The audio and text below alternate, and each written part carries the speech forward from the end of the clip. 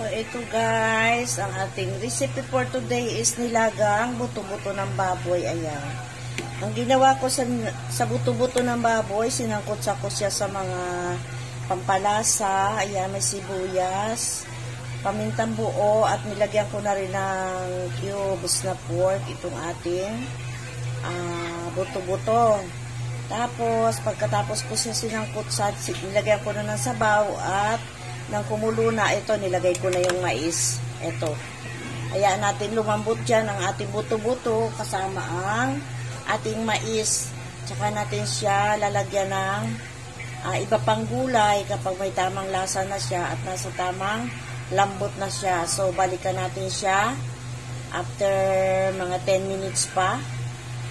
So, ayan, mga mami, mga nanay dyan, mga auntie, isa sa sekreto ng pagpapasarap ng ating nilaga is marami ang sibuyas. Ayan, ganyan din ba kayo kung maglaga? Madami ang sibuyas para mas siya ay sumarap. Ganyan ako magluto ng nilaga. Madaming sibuyas at madami din ang pamintang buo. So, ayan, ilagay na natin ang ating patatas.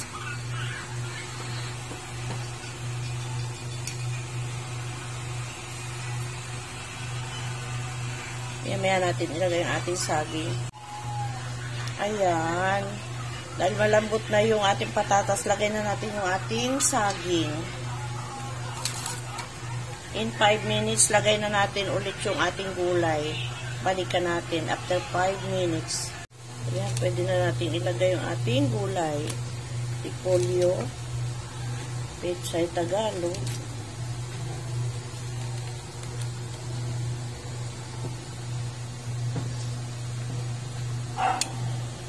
maraming gulay nito. Sarap to kasi maraming gulay. Nilaga.